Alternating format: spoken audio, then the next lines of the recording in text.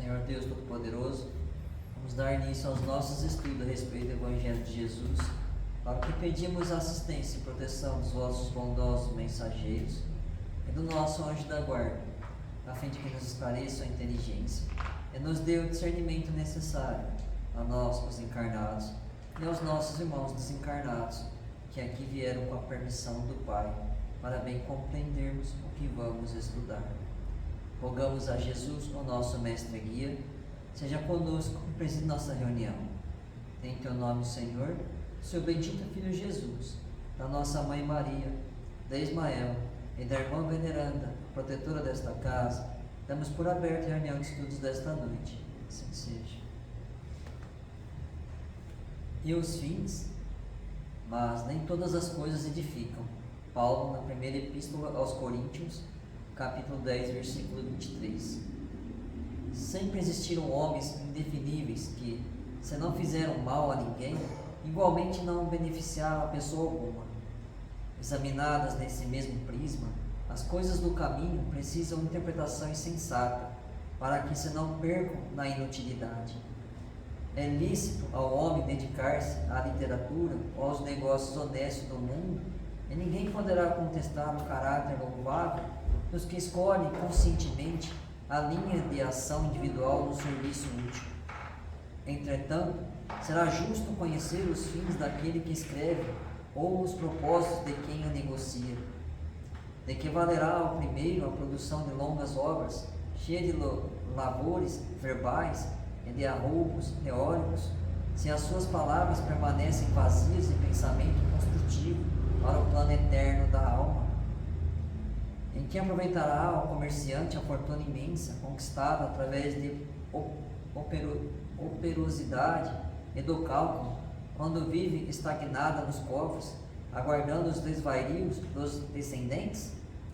Em ambas as situações, não se poderia dizer que tais homens cogitam de realizações ilícitas. Todavia, perderam tempo precioso, esquecendo que as menores coisas trazem finalidade edificante. O trabalhador cônscio das responsabilidades que lhe compete não se desvia dos caminhos retos. Há muita aflição e amargura nas oficinas do aperfeiçoamento terrestre, porque os seus servidores cuidam, antes de tudo, dos ganhos de ordem material, olvidando os fins a que se destinam. Enquanto isso ocorre, intensificam-se projetos e experimentos, mas falta sempre a edificação justa e necessária.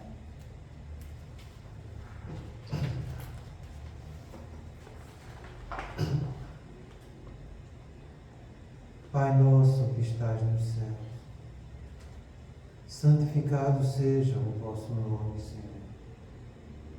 Que venha a nós o vosso reino, que seja feita a vossa vontade, assim na terra como nos céus. O pão nosso de cada dia nos dai hoje, Senhor. Perdoai as nossas ofensas, assim como nós perdoamos aos que nos têm ofendido. E não nos deixeis que entremos em tentações, e livrai-nos, Pai, de todo mal, porque seu é o reino, o poder e a glória para sempre. Amém. Espíritos esclarecidos e benevolentes, bondosos mensageiros de Deus, que tendes por missão assistir aos homens e conduzi-los pelo bom caminho, sustentai-me nas provas desta vida. Dai-me força para suportá-las sem murmurar. Afastai de mim os maus pensamentos e fazei que eu não dê entrada a nenhum espírito que tentasse iludir-me e conduzir-me no caminho do mal. Esclarecei minha consciência com relação aos meus defeitos e tirai-me de sobre os olhos o véu do orgulho, capaz de impedir de os perceber e confessá-los a mim mesmo. A ti, sobretudo, bondoso anjo da guarda, que mais particularmente velais por mim, e a todos vós, espíritos protetores que por mim nos interessais, fazei que me torne digno da vossa proteção. Conheceis as minhas necessidades, que elas sejam atendidas segundo a vontade de Deus.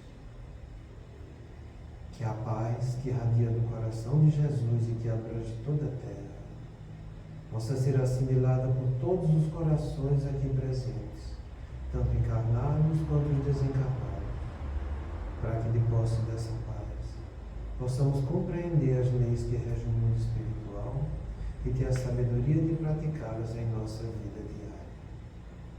Em nome do nosso Mestre amado Jesus, da irmã veneranda e sua equipe espiritual que nos assiste, bem como dos nossos anjos da guarda, solicitamos que a água aqui exposta seja fluidificada em nosso benefício. Que assim seja, damos graças a Deus.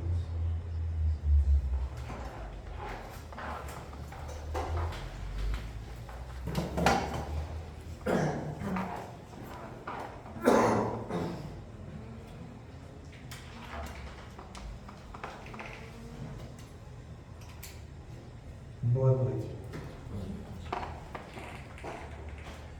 Frio, mas feriado é igual a folga. Tem pouca gente, né?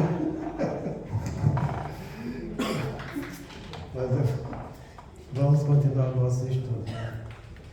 Eu vou ler um pouco que a gente viu a semana passada, só para realçar mais um detalhezinho do que a gente vai estudar, sabe? Fascinados pelas promessas de quase milagres, ansiosos pelos resultados imediatistas da sua aplicação, desejando facilitar o cumprimento da lei de causa e efeito na conduta humana, começaram a aderir a estranhas práticas, sem o cuidado de as estudar com seriedade, a fim de colher os bons frutos da sua aplicação. Caso os tenham, ficando apenas na superfície das informações e transferiram para o centro espírita. Eu queria só analisar um pouquinho essa frase. Desejando facilitar o cumprimento da lei de causa e efeito na conduta humana. Rapaz, você querer burlar a lei de causa e efeito é uma afronta grave, mas muito grave a lei de Deus, sabe? E a gente dentro da casa espírita, a gente recebe muitas propostas nesse sentido. São muitas as pessoas que vêm querendo que você vá interferir diante da espiritualidade em benefício deles. São muitos que vêm, entende, querer que os seus perturbadores sejam afastados, os seus encostos sejam retirados, entende? E isso, quando se faz, é interferir na lei de causa e efeito. E isso é muito grave. Se você está sentindo um efeito desagradável em você, isso existe uma causa. E a causa não vai estar no outro canto, vai estar em você também, sabe? Então, cuidado com isso, porque é baseado nessa situação humana de querer fugir da sua responsabilidade que surgiram muitas vertentes aí e que terminaram penetrando dentro da doutrina espírita. Às vezes eu ficava me perguntando, muitas vezes, sobre o sermão profético de Jesus, que está no capítulo 24 de Mateus, né? Uma das primeiras coisas que ele fala é falsos cristos. E depois ele fala em falsos profetas. E às vezes eu ficava pensando, entende? Onde é que estão esses falsos cristos? Porque eu queria entender melhor isso. E à medida que eu fui estudando um pouco, eu fui compreendendo que os falsos cristos são aqueles que querem trazer coisas do mundo espiritual para nós, entende? Sendo rotulados, entende? Como mensageiros de uma nova doutrina. E infelizmente a gente vê isso surgindo e também penetrando dentro da doutrina espírita. Quando a gente vai estudar esses dois, está estudando apenas dois aí, que está nesse livro, entende? Que um é a apometria e outro é o espiritismo sem espíritos, são verdadeiros falsos cristos. Pegaram parte da doutrina espírita, entende? montaram uma estrutura para eles em que o nome deles ficam exaltados e com isso levam de roldão muitas pessoas invigilantes e ingênuas. Então, são esses falsos cristos que a gente está tendo aqui agora na atualidade.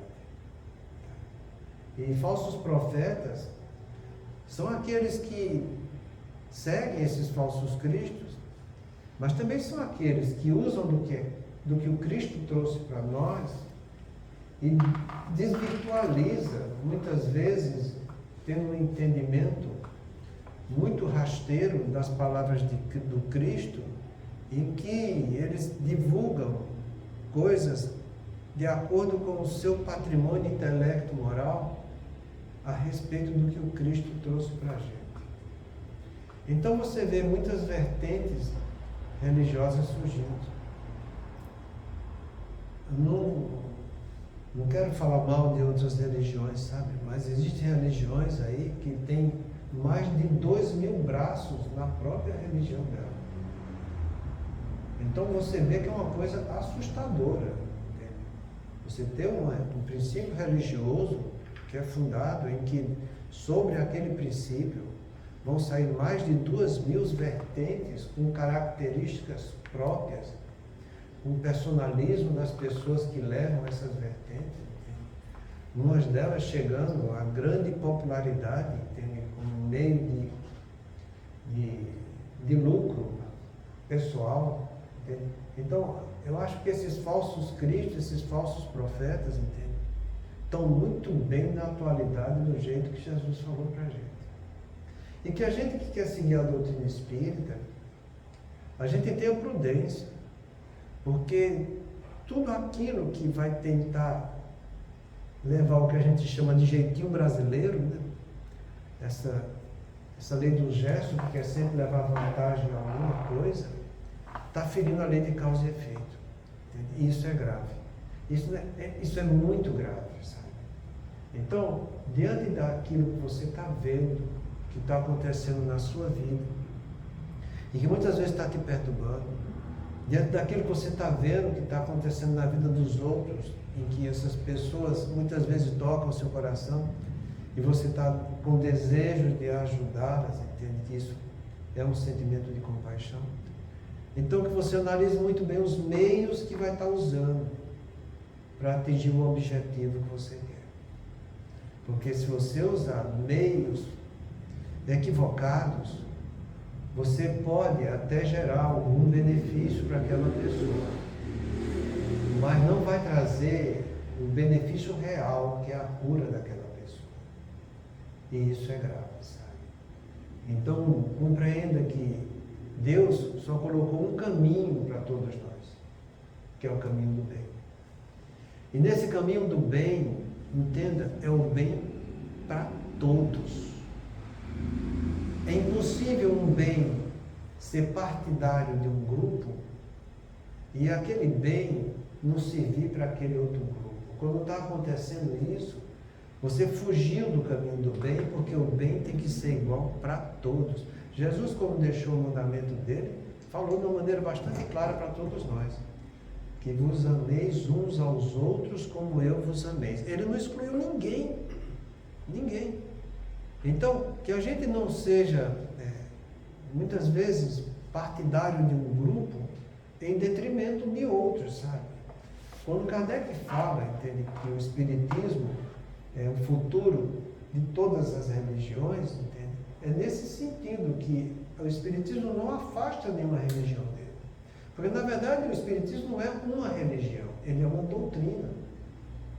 Entende? Nele existe um princípio filosófico, um princípio científico e um princípio religioso. Sabe? Então, nessa doutrina, ela abraça todas as religiões. Entende? Porque ela é uma revelação de Deus para o homem. E todas as religiões vão estar entrando em contato com ela de uma maneira mais intensa ou não, e à medida que forem evoluindo entende, a natureza humana, elas vão se aproximando cada vez mais daquilo que é divino. Então que a gente saiba reconhecer o que Deus nos manda. E reconhecendo isso que Deus nos manda respeitar. Entende? E que a gente siga sempre o princípio dessa lei de causa e efeito. André Luiz teve o cuidado de trazer um livro para nós, entende? Que trata só e exclusivamente disso, chama Ação e Reação. É um livro fantástico, entende? De uma riqueza imensa para todos nós, porque aquilo você participa diretamente de todas as instruções que são dadas naquele livro. Inclusive, ele dá exemplos de partidários dentro da doutrina espírita que muitas vezes estão se comprometendo e dando exemplo de outras religiões, de seguidores de outras religiões que estão praticando da maneira correta e evoluindo do ponto de vista espiritual. Então eu acho isso muito bonito, sabe? André Luiz também chama muita atenção da importância de todas as religiões, entende? Estarem de acordo com os ensinamentos do Cristo, porque no livro O Beijo da Vida Eterna, em que ele vem ajudar no desenlace do desencarne de alguns irmãos, entende? O exemplo que ele dá é de um católico, de um espírita, de uma amiga que é protestante, e assim por diante, entende? Mostrando que não é o rótulo que vai fazer você ficar bem na fita. É o que você trabalha dentro daquilo que você entende na religiosidade que está ao seu alcance. Entende? Você vai ver o desencarne, por exemplo, do católico, de Cavalcante, que tem um monte de preconceitos, entende? E que sofreu muito por causa disso, mas não lhe faltou assistência em momento algum. Então é sobre essa lei de causa e efeito que a gente tem que ter muito cuidado, sabe? Só queria realçar um pouco disso. Então, o nosso amigo ali, ele vai fazer algumas reflexões a respeito disso aqui, que é o que a gente vai estudar agora. E ele fala o seguinte: várias reuniões de desobsessão do movimento espírita são falsas, que fogem às instruções do livro dos médiuns e também de obras idôneas, como as de André Luiz e de Filomeno Miranda. São práticas de desobsessões coletivas e libertação mágica e instantânea dos quadros obsessivos. Então, usam-se de coisas no movimento espírita que são falsas e que não seguem a orientação do livro dos médiuns. Se vocês forem ler e estudar um pouco sobre essa frase aqui, desobsessão coletiva, você digita isso lá no teu Google, e você vai cair de costa. Foi no começo desse século que um grupo que se diz espírita, e não só se diz espírita, como eles usam de muitas obras espíritas, da revista espírita, entende? Do Pentateuco, usa de André Luiz, usa de Manuel Filomeno, entende? Para justificar esse termo de desobsessão coletiva. Rapaz, é uma coisa que eu tem vídeos sobre isso, sabe? Eu ficava olhando para aquele negócio e dizia, mas não sei como é que a pessoa entra num troço daquele, sabe? Então, o fundador dessa vertente, entende? É como eu estou falando, isso é um falso Cristo, tá entendendo? Ele usa de um mecanismo que ele treina médios, ele chama de médios as pessoas só que são passistas, sabe? Porque não existe comunicação mediúnica entre encarnados e desencarnados nisso aí. Não existe. Então ele treina pessoas para serem passistas, doadoras de fluido magnético, chama CMD. É uma energia que a pessoa vai tirar do corpo dele junto com outros passistas, entendeu? Para resolver o quadro de desobsessão de uma maneira coletiva. Então, é feito um círculo, entendeu? Onde ficam várias pessoas que estão ali em tratamento, entendeu? E os médios, os passistas ficam em volta, entendeu? Parece aquelas coisas, sabe? Gesticulando, esse troço. E aquelas pessoas no centro, tudo está. Entende? É um negócio. É uma puerilidade, entende? Não, mas o fundamento que ele usa, entende? E o objetivo é anticaritativo, sabe? Porque eles eles dão essas energias todas, entende? Para ter uma ruptura anímica bruta e instantânea entre os obsessores e o obsidiado. Ele visa o benefício imediato do obsidiado, que é o encarnado aqui na Terra. E eles rompem essa corrente fluídica entre eles, dizendo que o obsessor vai cair em si só pela ruptura do quadro obsessivo e ele vai ser levado pela espiritualidade superior para tratamento. É de uma coisa, a gente fica assustado com isso, porque a gente sabe que, em certos casos, por exemplo, de subjugação, se você produzir um quadro desse, uma ruptura dessa, o encarnado desencarna. Eu trouxe para vocês aqui a experiência do Bezerra de Menezes, já falei isso aqui para vocês. Em que ele tem um filho que padecia de uma obsessão extremamente grave, e que depois de muitos anos, olha, estou falando de Bezerra de Menezes, hein, gente? Tratando, orientando, pedindo por misericórdia, entende? Em benefício daquele filho dele e em benefício do desencarnado, entende?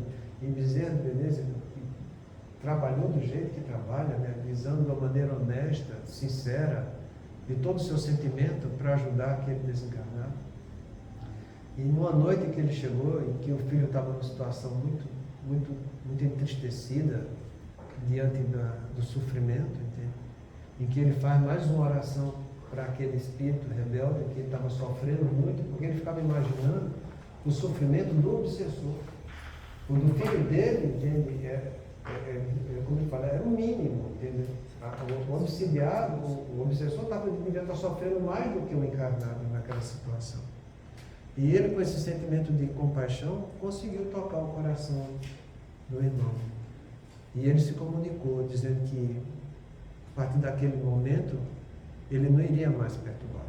Mas ele alertou Bezerra de Menezes: se eu me retirar agora, ele vai desencarnar.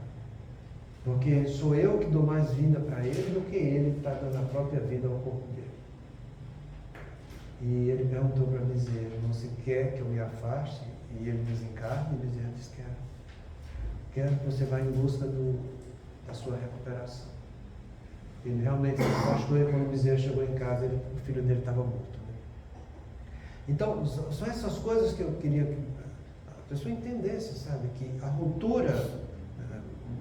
ruptura inadvertida entre um quadro obsessivo pode gerar consequências desastrosas para o próprio obsidiado. É preciso muitas vezes, entende, tratamentos sucessivos em que, como aconteceu com esse filho do Bezerra de Menezes, em que o obsessor vai aos poucos caindo em si, para que ele reconheça que está sofrendo, que precisa ser ajudado, precisa ser tratado, e procure se afastar para procurar seu destino. Então, sobre esse rótulo que ele fala aqui, desobsessão coletiva, e o pior é que a coisa cresce, sabe? Então, em livros publicados, entende? Tem vídeos lançados,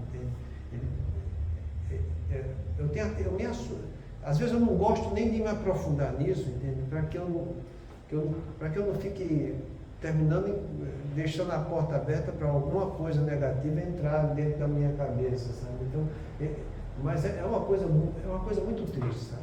Então, é sobre essas vertentes que a gente quer chamar a atenção, entende? Porque isso ganha espaço dentro da doutrina espírita, gente. Dentro da doutrina espírita.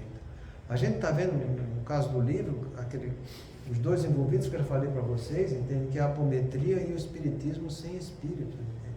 Que é outra coisa que não faz sentido, entende? Eles acham que...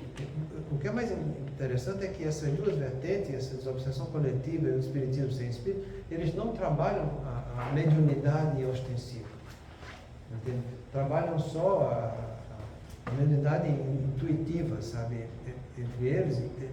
E que fazem reuniões e acham que é errado você fazer a vocação, entende? Coisa que Kardec já mostrou que não é errado, que deve ser feito, entende? E que no fundo você faz a vocação o tempo todo, porque Quando você vai numa reunião mediúnica, faz uma prece, pede para o protetor vir ajudar naquelas comunicações e nos ajudar, isso é evocação. Entende? Então, eles acham que não deve ser praticada a faculdade mediúnica, entende que basta você se reunir para fazer estudos, para você se melhorar, entende? E que eles se reúnem só para fazer vibrações uns com os outros, entende? E nessas vibrações eles são assistidos pela espiritualidade superior e seus problemas são resolvidos desse jeito, sabe? Então são coisas que a gente que estuda e se aprofunda um pouco na doutrina vê que são extremamente falhas, sabe? Que não merece a gente se envolver muito com essas coisas. Então, o que a Lília fala aqui é isso aqui, entende? São reuniões de desobsessão do movimento espírita que são falsas, não se baseia nisso aqui. Entende? Porque o que Kardec sempre fala, entende? E ele deixa isso de uma maneira muito patente, sabe? No livro da Gênese, quando ele fala obsidiados e subjugados. Possessos e obsidiados e possessos. Tá? No capítulo 14 do livro da Gênesis. Sabe? Ele faz um resumo que é uma coisa maravilhosa, sabe? Ele explica que é importante a gente se libertar do fluido daquela obsessão, mas isso não é tudo. Entende? Você tem que levar as instruções tanto para o obsidiado quanto para o obsessor. Entende? Ele dá o roteiro completo de como deve ser feito o tratamento da coisa, sabe? E a gente deve seguir aquele roteiro. Essas pessoas que praticam essas obsessões coletivas, eles estão visando trabalhar apenas de uma maneira fluídica. Eles não estão muito interessados numa orientação a fundo da pessoa que é obsidiada. Para você ver, nesses tratamentos de obsessão coletiva, são 3 semanas. Em 3 semanas ele diz que faz um esclarecimento para o obsidiado, entende? Esclarecimento profundo, entende que o obsidiado vai ajudar no tratamento, entende que ele vai participar das reuniões e que a obsessão está resolvida. Como se fosse fácil desse jeito, em 3 semanas, você conseguir resolver problemas de séculos que existem entre obsessões. É muita puerilidade, né? Porque a maioria das obsessões não vem só de um conflito, de uma encarnação. A maioria delas vem de encarnações sucessivas, entende? O obsessor de hoje será o obsidiado de amanhã. Porque enquanto está encarnado o obsidiado e o obsessor está lá, depois, se não houver um tratamento para que os dois evoluam, na próxima encarnação se inverte, né? Aquele que era obsessor vai estar encarnado, e o que era obsidiado vai estar desencarnado. Então ele vai, agora é minha vez, né? Então, cravo, né? E fica nesse lenga-lenga. Então, a gente tem que entender que precisa um desse grupo cair em si. E não vai ser desse jeito, a força, que você vai se libertar no quadro obsessivo. Eu sempre falo para vocês, entende? Eu falo isso porque a coisa é bastante lógica. Entende? O que é mais fácil de cair em si é o encarnado. Se você for ver um exemplo prático disso, quem nos dá é o Santo Agostinho. Santo Agostinho, na mensagem Laços de Família e Ingratidão dos Filhos, ele fala de uma maneira belíssima a coisa, sabe? Ele diz que naqueles grupos de espíritos inferiores que estão se degladiando, a espiritualidade superior vai ver aquele que é mais propenso a evoluir e retira ele de lá. Retira e leva para o mundo espiritual, e onde ele vai ser tratado, onde ele vai ser instruído, vai ser orientado, entende? Onde ele vai aprender muitas coisas novas, entende? A respeito de si e a respeito do que ele precisa se corrigir. E depois disso ele vai reencarnar sabendo que aqueles irmãos desencarnados que ficaram para trás vão se chegar junto dele para que eles também recebam ajuda através dele, que é onde está o vínculo fluídico entre eles, sabe? Então, quando a pessoa encarna, ela encarna já preparada para tudo, com conhecimento de causa e efeito, de que esses irmãos vão chegar até ele. E vão chegar e não é por acaso. Que a obsessão não pula de paraquedas na vida de ninguém, sabe? Eles vão chegar até ele pelos vínculos do passado, e como o encarnado já está preparado, e como ele se comunica melhor com o encarnado, o obsessor, é mais fácil dele ser tocado por aquele que já tem vínculo afetivo com ele do que por outras pessoas. Entende? Então o encarnado que está sofrendo a injunção de uma obsessão, entende? Ele tem uma responsabilidade imensa sobre aqueles irmãos que estão chegando até ele. Porque quando ele mergulhou aqui na Terra, ele mergulhou com esse propósito.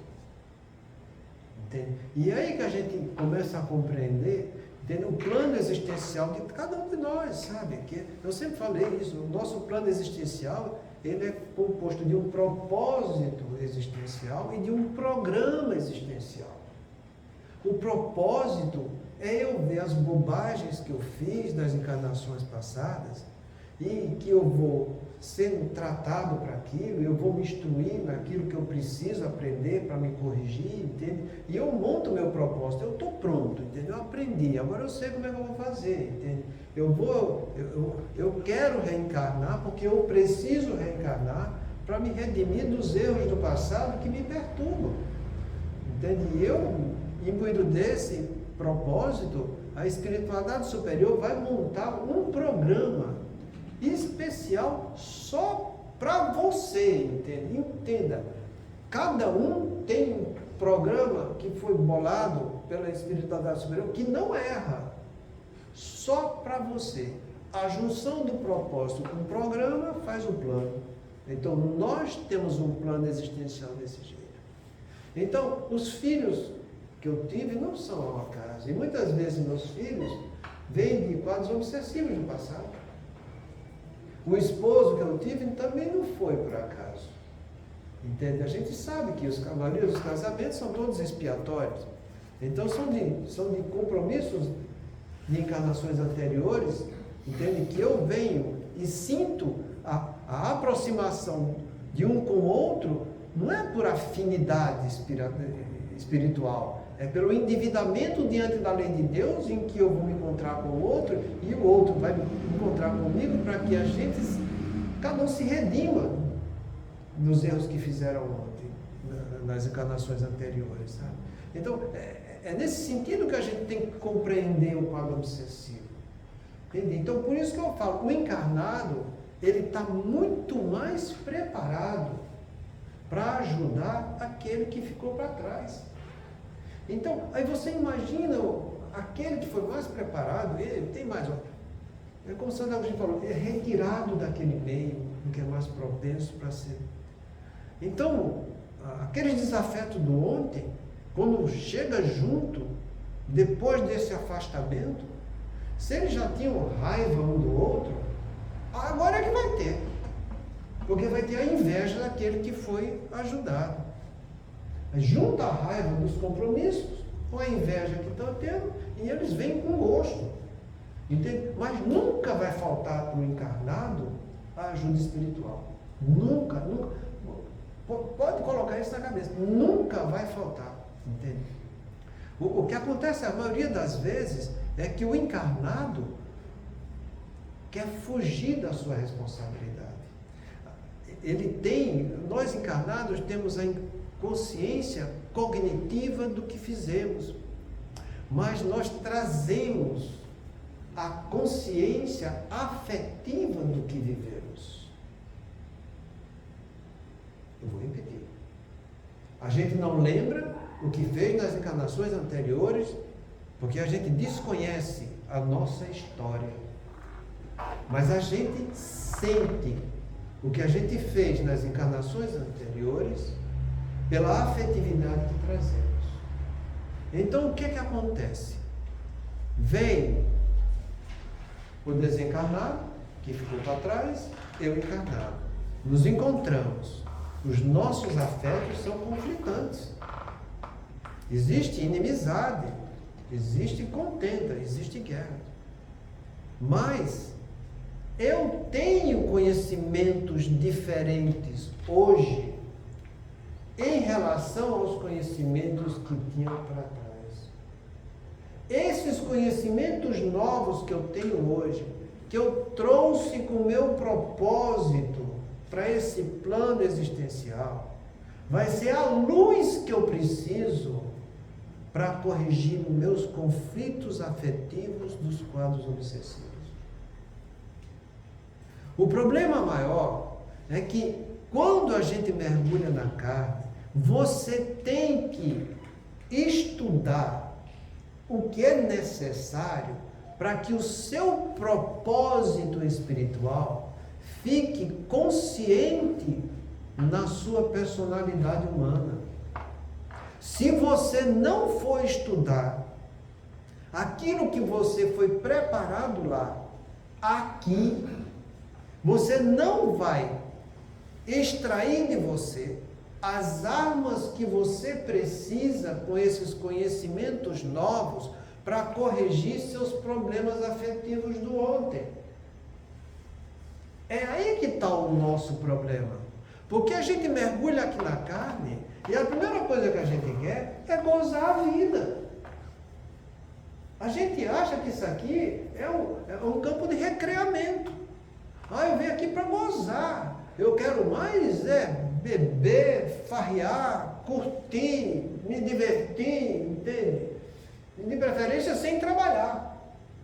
Então, você entenda o quanto que a gente é pueril do ponto de vista espiritual, sabe?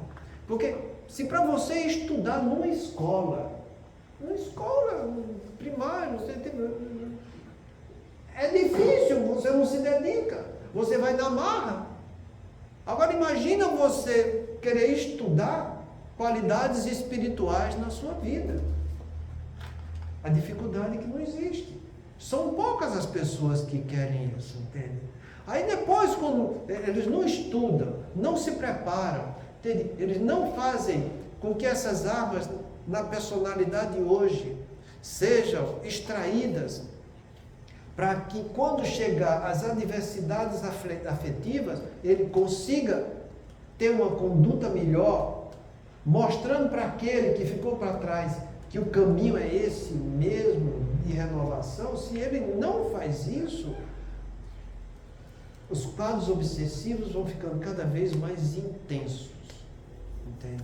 E depois que a coisa chega num grau, entende? Que a pessoa começa a ficar subjugada, que aí que a coisa complica, aí eles vêm correndo, querendo que seja feita alguma coisa em benefício deles. E aí que está o problema nosso dentro da casa espírita. É mostrar para que essas pessoas que elas precisam estudar algo novo para extrair do propósito que tem neles o que ele precisa para resolver o problema que é dele. Eu não tenho como resolver um problema do outro, porque o problema é do outro, não é problema meu. Só ele, com as armas que tem, que vai conseguir fazer isso. Entende? Porque ele sabe exatamente o que deve trabalhar, entende? Que vai tocar diretamente aquele irmão que tem vínculo de sentimentos com ele. Então, é nesse sentido que a gente tem que compreender a doutrina espírita, sabe? E não ir atrás de facilidades, porque é aí que está o nosso problema. A gente gosta de fazer muito pouco, mas para ganhar muito, entende? É aí que está a verdadeira lei do gesto, querer levar vantagem nas coisas. Não é desse jeito, isso não cabe dentro da doutrina espírita. Compreenda? Enquanto você não mudar o seu modo de viver, entende? Com consistência, mostrando que você está querendo fazer diferente e melhor, entende? Enquanto você não fizer isso, paciência, aqueles desafetos do ontem vão continuar com você, sabe Deus por mais quanto serve, sabe? Ontem eu falei muito bem a respeito da estrutura, sobre a personalidade humana, entende? E é aquilo que a gente que está na personalidade, entende? Quando a gente fala que a nossa personalidade, ela recebe diretamente influência do temperamento e do caráter, é nesse sentido. Entende? O temperamento é o quê? É o que eu trago do ontem. O caráter é o quê? É o que eu aprendo no hoje. Se eu trago do ontem. E olha, do ponto de vista humano, a gente diz que traz, do ponto de vista genético, o nosso temperamento. A coisa está tão entranhada dentro da gente que é genético do próximo lado, não tem como, sabe? Então, se você não trabalha no seu caráter coisas novas hoje, do ponto de vista de condutas melhores, emoções melhores, cognições melhores, paciência, porque é como a personalidade é um conjunto de condutas, emoções e cognições que vai gerar um padrão comportamental. É isso que é personalidade, isso é a definição de personalidade. Então, vou repetir, é um conjunto de condutas, emoções e de cognições que vai gerar um padrão de comportamento. Então, se eu não usar o meu caráter para melhorar minhas condutas, minhas emoções e meus conhecimentos, eu não vou agregar nada ao meu temperamento. E se eu não agrego nada ao meu temperamento, aquilo que eu era ontem é aquilo que eu vou ser hoje, e os desafetos de ontem vai ser os mesmos desafetos de hoje. E não tem como eu me libertar. Está dando para entender como é que funciona a coisa? Então não vai ser através de coisas primárias, como essa aqui de desobsessão coletiva, que o nego vai ficar dando passe, abandonando o outro com as mãos assim o tempo todo, que vai resolver o problema. Não, você pode intensificar o problema. E pode intensificar muito. Porque aquele que vem de lá para cá, eu já falei para você, ele vem não só com os problemas afetivos de briga, de contenda, de animosidade que tem de você. Ele vem com aquilo, chega aqui e encontra você diferente, aí é que ele fica com raiva mesmo, entende? Por que você que fazia tudo errado junto comigo agora está melhor do que eu? Porque o espírito inferior é desse jeito. Está lá no livro dos espíritos, entende? Eles vêm com inveja, né? A inveja é o que dita a coisa, entende?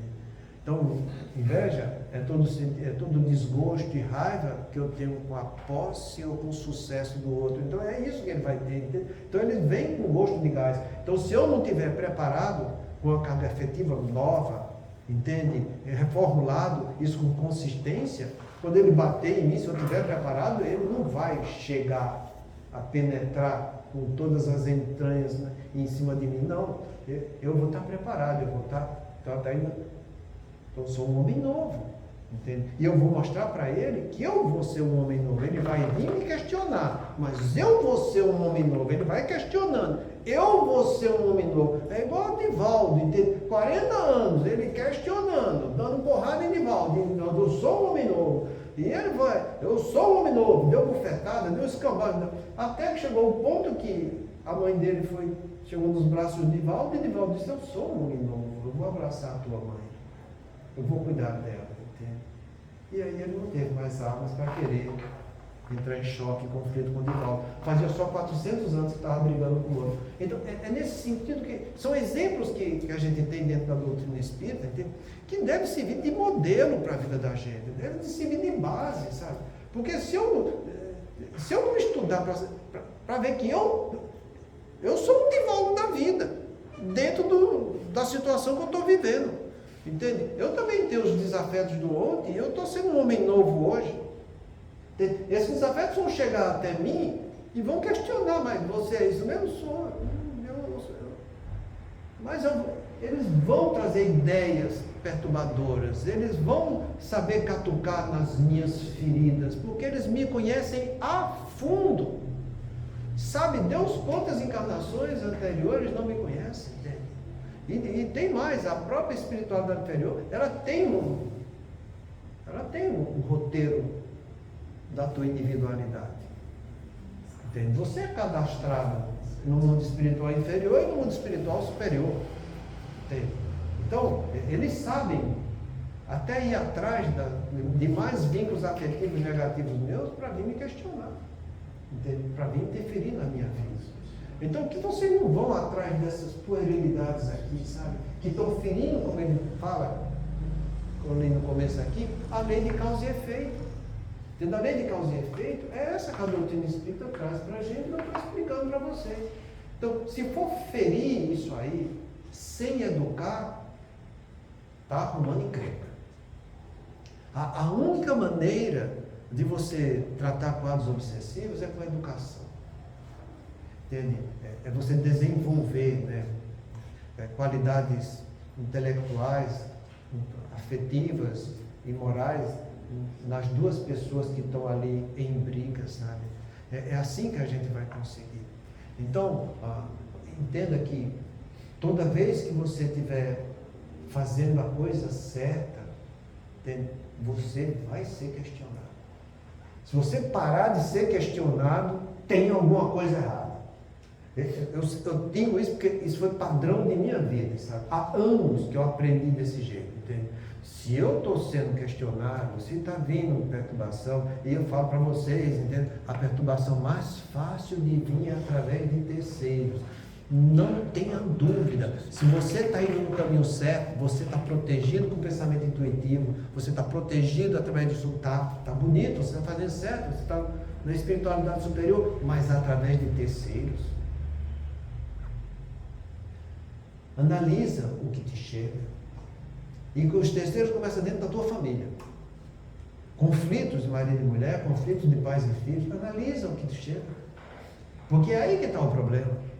Entende? Então, se você está sendo questionado nisso aí, e está sendo colocado à prova, se aquilo vem e te causa impaciência, se aquilo vem e te causa certa irritação, é aí, meu, continua firme. Entende? Age com paciência e com coragem. Entende? Se estão questionando você na casa espírita, se estão fazendo de tudo para ter... Tenha paciência e coragem. Continue fazendo. Não vá dar o braço a torcer, porque se você deixar a coisa acontecer, você perde. Entende? O que nos mantém vivos e firmes é a união entre nós, o anjo da guarda e a espiritualidade boa e amiga. Entende? Procura aprimorar cada vez mais esse relacionamento. Vê o que é que Santo Agostinho fala no Livro dos Espíritos a respeito do afastamento do anjo da guarda do seu protegido. Ele fala, ele abertamente lá no final da questione, converse, pergunte. É através desse laço intuitivo entre nós e vocês que existe a verdadeira mediunidade. Então que a gente não desanime disso, sabe? Porque se você se afastar, você sozinho não vai dar conta. Porque o homem é um ser social. E a gente precisa do amor um com o outro. Por isso que Jesus deixou o mandamento dele, que nos amemos uns aos outros, como ele havia nos amado. Muita paz a Deus.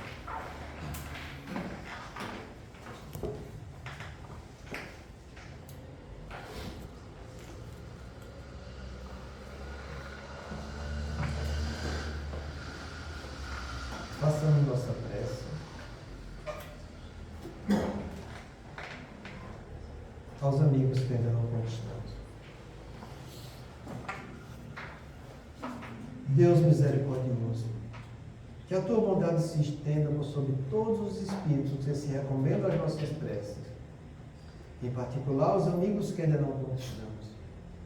Bons espíritos, que tendes por única ocupação fazer o bem, interceder comigo pelo alívio deles. Fazei que eles brilhem diante dos olhos um raio de esperança, e que a luz divina os esclareça acerca das imperfeições que os conservam distantes da morada dos bem-aventurados. Abri-lhes o coração ao arrependimento e ao desejo de se depurarem, para que se desacelere o adiantamento. Fazer-lhes compreender que por seus esforços podem encurtar a duração de suas provas. Que Deus, em sua bondade, nos dê o entendimento da fraternidade e que nos fortaleça para preservarmos juntos nas boas resoluções. Que essas palavras repassadas de benevolência possam suavizar-lhes as penas, mostrando que nos compadecemos com o seu sofrimento e que lhes desejamos toda a felicidade. Deus, nosso Pai, Jesus, nosso irmão maior, nossos anjos de guarda e espíritos familiares, agradecemos por mais essa noite de estudos e de reflexões e por todas as inspirações no dia a dia. Ajuda-nos, Pai, a ter a coragem e o bom senso de estudar e refletir sobre o que estamos estudando e sobre as decisões que tomamos em nossas vidas. Entendendo que a evolução não dá saltos, Pai, e que é impossível corrigir um conflito sem esforço, suor e lágrimas. Pai nosso que estais nos céus, santificado seja o vosso nome, Senhor. Que venha a nós o vosso reino, e que seja feita a vossa vontade, assim na terra como nos céus. O pão nosso de cada dia nos dai hoje, Senhor. Perdoai as nossas ofensas, assim como nós perdoamos aos que nos têm ofendido. E não nos deixeis entregues às tentações, mas livra-nos, Senhor, de todo mal, porque Teu é o reino, o poder e a glória, para sempre. Amém. Que assim seja.